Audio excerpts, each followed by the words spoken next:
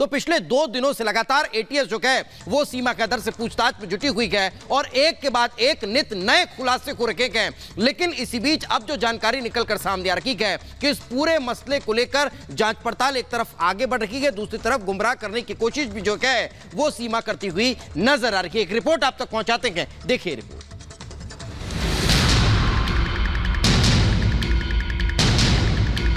सिर्फ प्यार में आई हूँ और एक दिन सारी दुनिया, सारा भारत, सारा पाकिस्तान मानेगा। पाकिस्तान से नेपाल के रास्ते भारत आई सीमा गुलाम कैदर की गुत्थी दिन ब दिन सुलझने की जगह और उलझती ही जा रही है। उत्तर प्रदेश पुलिस के बाद अब एटीएस भी सीमा के सस्पेंस से पर्दा उठाने में जी जान से जुट गई। सीमा अपने 4 बच्चों के साथ सरहद पार करने की जो कहानी लगातार सुना रही है वो इतनी आसान नहीं लग रही है। सीमा देश के साथ साथ नाम भी बदल लिया आपने, कैसे आई भारत? भारत जैसे आई, सब सुन रहे हैं स्टोरियों में, ऐसे ही आई मैं भारत।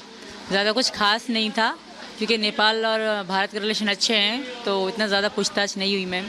तो बाकी जब नेपाल तक मैं लीगल तरीके से आई थी, वीज़ा लगवा के, बाकायदा टिकट करवा के।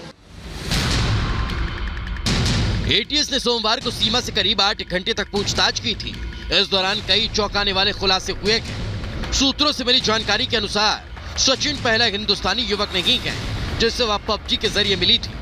सीमा भारत आने से पहले कई युवकों के संपर्क में थी। जिन लोगों से पाकिस्तान से आई सीमा ने संपर्क किया था वो ज्यादातर दिल्ली एनसीआर के ही रहने वाले हैं। सीमा के जवाब से ऐसा लग रहा है कि वो भारत में सॉफ्ट लैंडिंग की तलाश में थी और सचिन उसके लिए सबसे आसान टारगेट साबित हुआ।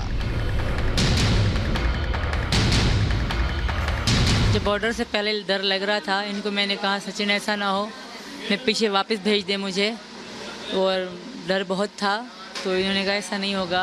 ये भी परेशान हो रहे थे यहाँ बैठ के, मैं भी बहुत परेशान थी, मेरे बच्चे बीमार हो गए थे। और जब बॉर्डर पे पहुँचे, नेपाल के बॉर्डर पे कोई पूछताछ नहीं हुई। इंडियन में एक ही ऑफिसर आए थे क्योंकि आधी रात हो गई थी, ज़्यादा जांच नहीं करी उन्होंने। फिलहाल यूपी एटीएस सीमा और सचिन से अलग अलग पूछताछ कर रही है।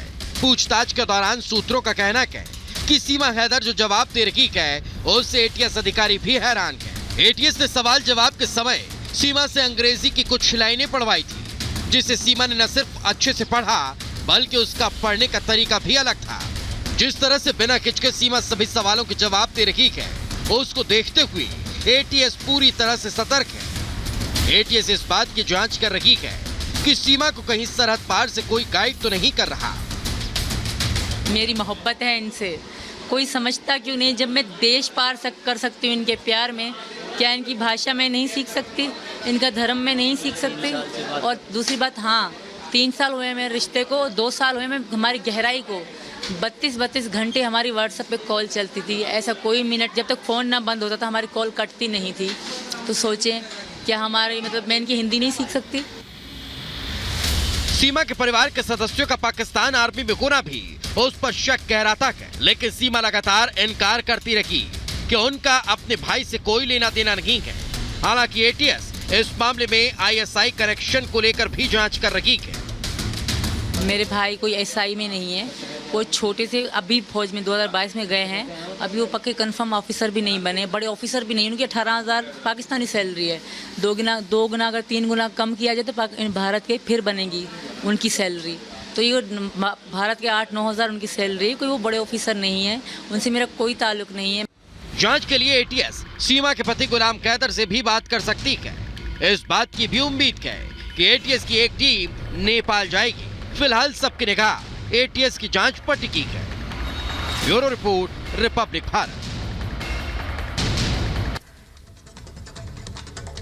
तो सीमा हैदर से लगातार पूछताछ चल रही है, कई खुलासे होने की उम्मीद है, लेकिन शक गहरा गया है कि आखिर किस मंशा के साथ सीमा भारत आई है। और इस बीच एक एफआईआर की कॉपी भी सामने आई है। क्या कुछ लिखा है इस एफआईआर में, आपको दिखाते हैं इस रिपोर्ट में।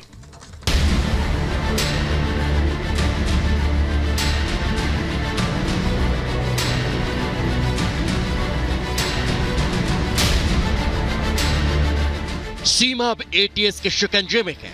मीडिया में लगातार बयानबाजी और उसमें विरोधाभास एटीएस का सीमा पर शक गहराया। जैसे जैसे सीमा के किस्सों की पोल खुली, शक गंभीर हो गया और एटीएस की एंट्री हुई। एटीएस की एंट्री से पहले अब तक की जांच पड़ताल के आधार पर सीमा पर दर्ज एफआईआर की कॉपी भी अब सामने आ गई है।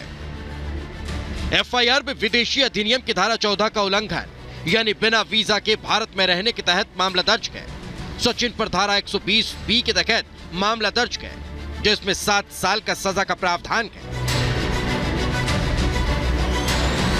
एटीएस की एंट्री से पहले सीमा से जो पूछताछ हुई थी और उसके जवाब इस तरफ इशारा कर रखे हैं कि सभी जवाब स्क्रिप्टेड हैं। एफआईआर की कॉपी के मुताबिक पूछताछ में सीमा ने बताया 10 मई 2023 को बच्चों के साथ नेपाल आई। काठमांडू से पोखरा तक वैन से सफर किया। पोखरा से दिल्ली बस से पहुंची, सचिन से मिली। 13 मई को ग्रेटर नोएडा पहुंच अंबेडकर नगर में रखी। 30 जून को पुलिस के डर से दोनों फरार हो गए। एफआईआर की कॉपी में सचिन से किए गए सवाल जवाब का भी जिक्र है, जिसमें उसने सीमा से मुलाकात की कहानी बताई है। एफआईआर की कॉपी में सचिन के जिन जवाबों का जिक्र है वो सीमा की भारत में एंट्री की शक की साजिश को गहराता है। बहरहाल अब एटीएस इस सच को खंगाल रही है कि क्या सीमा एक ट्रेंड जासूस है, क्या भारत में उसका कोई मददगार है, क्या सीमा को बचाने के लिए पाक में बैकग्राउंड स्टोरी तैयार की गई है। दुनिया के सामने जो आ रहा है वो रियल है या फिर रील। अब ये पुलिस प्रशासन का काम है और हम प्रदेश में स्थिति स्पष्ट कर दें कि किसी को भी कानून तोड़ने की इजाजत नहीं है। सीमा और सचिन से तमाम सवाल जवाब को रखेंगे। एटीएस के साथ जांच एजेंसियां गुत्थे सुलझाने में जुटी है। कोशिश सच सामने लाने की है।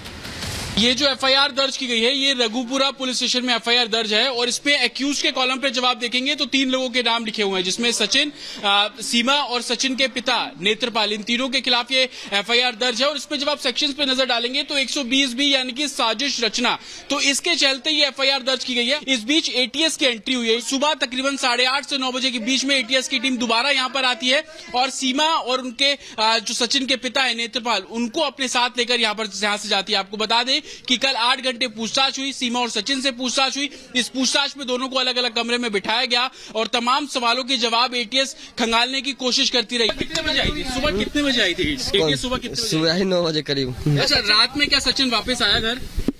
रात में नहीं आया सचिन। आज सुबह एटीएस अपने साथ कितने लोगों को ले गई है? 4 लोगों को। कौन कौन था उसमें? पापा, सीमा और 2 बच्चे और हैं। तो रात में क्या कुछ पूछताछ हुई एटीएस से? कुछ बताया सीमा ने? कुछ भी ना हुई। पूछताछ की टीम क्या अभी भी आप लोगों के घर पर है?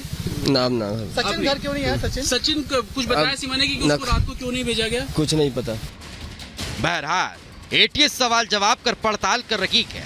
सीमा से कर वो सवाल पूछे जा रहे हैं जिससे बॉर्डर पार पहुंची सीमा की कहानी के हर फ्रेम का सच सामने आ सके। Bureau report, Republic Bharat.